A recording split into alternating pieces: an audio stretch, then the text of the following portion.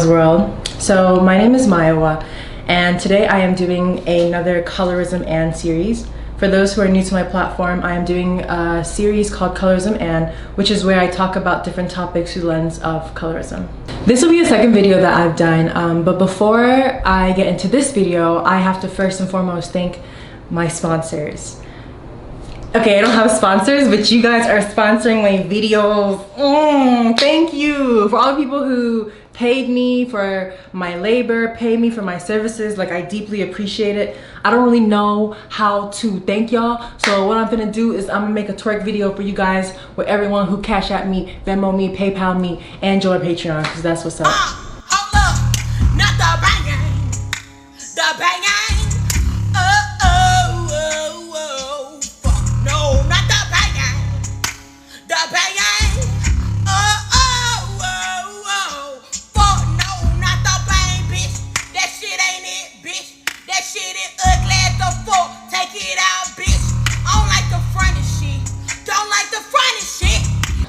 So for those who are new, I think it's really important to get into the habit that if you like what you hear, if you feel like you learned something from me, then drop a coin.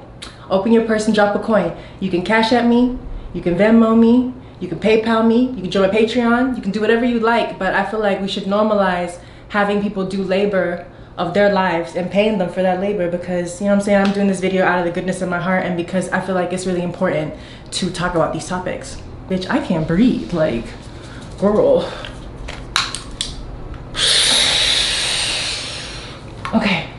So not only is it important to financially empower, but it's also important to share content of dark-skinned creators. Like, I can't stress that enough. If you really want to help with colorism, it's very important to be checking for dark-skinned people in general. If you get booked on a panel and everybody beige, you need to be asking, why don't we have anybody dark? If you go out to a place, if you see models that have been selected and everybody's light, you need to be asking, why is there nobody dark? It's literally just continuous questions.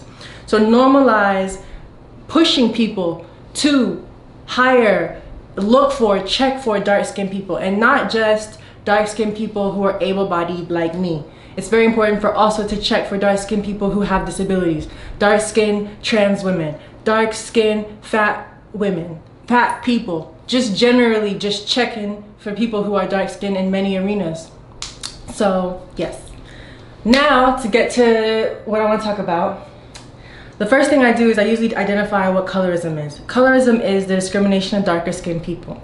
Sure, you can go into the textbook definition, it might be long, but long story short, it's the discrimination of darker skinned people, dark skinned people. Today's topic, I'm gonna talk about colorism and exoticism because, child, I have a lot to say. So identify what colorism is. Now I really want to identify what exotic means, because exotic means different things to different communities. I'm gonna break, when I talk about colorism, I used to talk about like white people's lens on how they contribute to the detriment of dark-skinned people within colorism, and I also talk about black people's lens of how they contribute to the detriment of dark-skinned people. So I'll start with white people. The word exotic in the white community just means different. If you white, don't ever call anyone exotic, ever. Like, just take that out your vocabulary. Don't ever do, there's never gonna be a time when you be like, oh, this dish is exotic. Don't even, just take it out. Just take it, just say I never tried nothing like this before. You know what I'm saying? Just don't use exotic. Just period poo, don't use it. And I also want to say there is a way that white people exoticize dark-skinned people in the terms where I feel like when they look at dark-skinned people, they look at us as African, whatever that means, which can be very problematic because they kind of assert this idea in their head of what African culture is onto dark-skinned people, along with the negative stereotypes, right? What you all know, but most people don't know, unlike the African-American community, with notable exceptions, the Latino community is an incredibly diverse community with incredibly different attitudes about different things. Like, along with expecting us to be more hypersexualized, expecting us to be more primitive, expecting us to be closer to the land, or whatever. But I feel like that is also a way in which white people contribute to colorism within dark-skinned people being exotic. But once again, that same lens does not really exist for the black community. So yeah, rule of thumb for white people, don't use the word exotic. But when black people use exotic, it is different. So when black people use exotic, it also means foreign, it also means different. But I feel like it's a stereotype that has more of a positive leaning. People think it's a positive thing to say. Obviously it is not. It is very problematic. Like, this idea of exoticism is also coming from anti-blackness, it's also coming from internalized racism, it's also coming from a lot of isms. But I want to talk about how within the black community, when we say something is exotic, what we're really meaning is that it has a proximity to whiteness. A lot of light-skinned girls, biracial people, have people say to them, where are you from, who are black? Where are you from? You're so exotic. But the reason that they're asking them where they're from is because they are having features that are closer to white standards of beauty. So if someone is black and mixed with Asian, or somebody's black and mixed with white, we as black people think that means exotic. But the reason I really think it's interesting is because we don't think people are exotic when they're dark. Take, for example, let's say it's somebody and they're half Nigerian, half Senegalese. We don't think, oh wow, that person's exotic. Why? Because usually the people will look dark. And it's interesting because I feel like if you're half Nigerian, half Senegalese, like, that's actually, like, in terms of diversity, that's hella diverse. Like, you don't even know which jollof is better. Like, the cultures are completely different, right? Or for example, take someone who is Ghanaian and Eritrean, and they come together, but let's say they're dark, people don't think that's exotic. And the reason I think that's even more interesting is because within the continent of Africa, the diversity, the phenotypical diversity between someone who is from Eritrea and someone who is from Ghana is completely different. Like, the ways in which they look, the culture is completely different, the languages is absolutely nothing apart, like, it is worlds apart.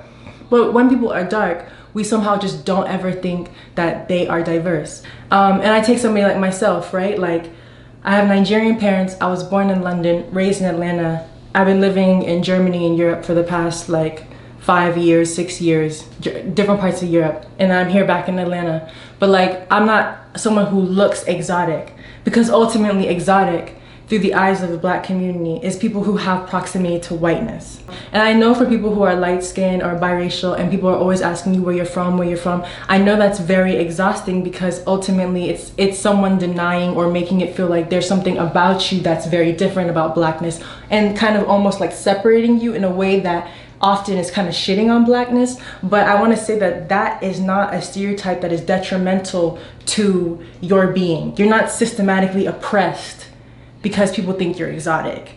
It has people a lot of times think that's a good thing, because we associate exoticism with being diverse. But even when 50 Cent wanted to run his little mouth and talk about how he loves exotic women, they get angry. You see a lot of sisters, they go, oh, you fucking with this kind of girl or that kind of girl. That shit is exotic. Stupid. That shit look a lot different from the shit that you see in the neighborhood. So I go, look at this angry black motherfucker. Get the fuck out of here. You're trying to fuck up the whole vibe.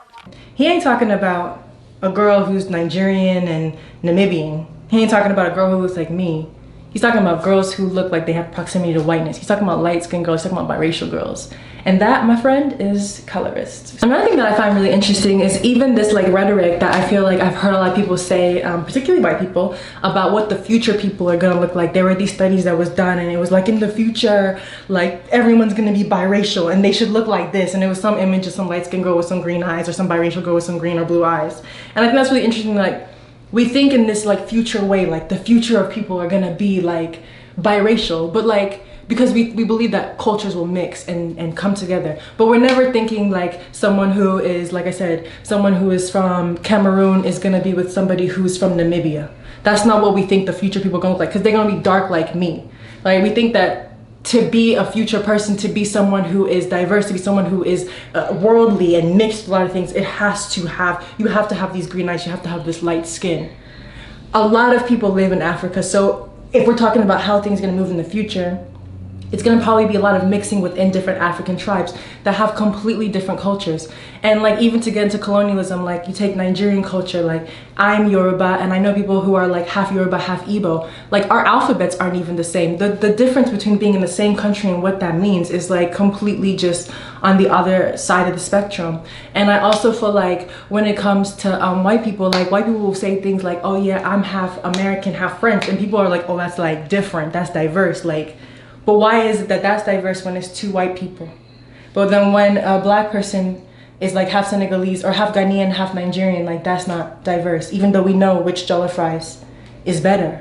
You know what I'm saying? Like why is it that dark skin is not diverse? And I'll tell you why. It's like, it's the same reason why when we have campaigns or when we see images of black people together, we suddenly feel like that doesn't mean it's not diverse anymore. Like whenever there are black people congregating, people think, oh, like, let's get a little bit too black. Let's add a little diversity. And that adding a little diversity is usually putting a white person in the mix. That's why when you look at fashion shows in Ghana or in Nigeria or in African countries, they always have this token white person that's there. It's because like, I feel like we think that having that white person suddenly means that we are now targeting and like working in a global market. Like whiteness is global and blackness is just black. And that the fact that blackness is a monolith, the fact that like, for example, you know, I had a global meetup for dark-skinned people all across the world. So we had people from South Africa, we had people from Spain, we had people who were from here in Atlanta, Seattle, like just different places, right? So that's diverse as hell. Like dark-skinned people from South America or South Africa or dark-skinned people from the US, like that's all over. We don't share a lot of similarities, but like we never think of that as diversity because we're just like, oh, it's just black people all together. So it also creates this like erasure of the different dimensions that you can have as a dark-skinned person because our complexion is just not seen as progressive. And that's hella colorist. So when we continue to have someone, and you know, there's some light-skinned girls who I feel like fall into this like colorist mentality where they think that looking exotic and being different and being biracial suddenly means that they have this kind of otherworldly view. But like, you don't question, you know, as an African person, African people, we are from so many places. Like often as diaspora people, we have had to migrate, not through, you know, sometimes through choice, sometimes not through choice. So blackness is vast, but if you are believing that you are diverse because you have a white mother and an African-American father, but really both of y'all are from America, but somehow that is like the visual of foreign. And when we have foreign music videos and foreign, like when you Google the word foreign or exotic, if that's what comes up, if people who are all lights can come up when we Google foreign or exotic, then, or people who have proximity to whiteness, then what does that say about blackness? What does that say about darkness? So just don't even use the word exotic, period. But if you are black and you catch yourself feeling like, oh, this person's so exotic, question why that is. And if you catch yourself looking at a dark-skinned person and thinking, they're just black, ask yourself why that is. So, listen, child, I tried my best. Oh, I tried my best. My next video is gonna be in a week. You know what I'm saying? She's fluid, might be 10 days, might be a little bit longer. But I appreciate all the love, I appreciate all the support, I appreciate just the constant pouring in that my community does to me in many ways. And I like that I can keep making these videos because I can actually be unfiltered and say what I want. I'm not working for like a fucking television network that's gonna have me acting all awkward and like restraining myself. So I really appreciate y'all for rocking with me. This is the second part of Colorism and I will see y'all later. Bye.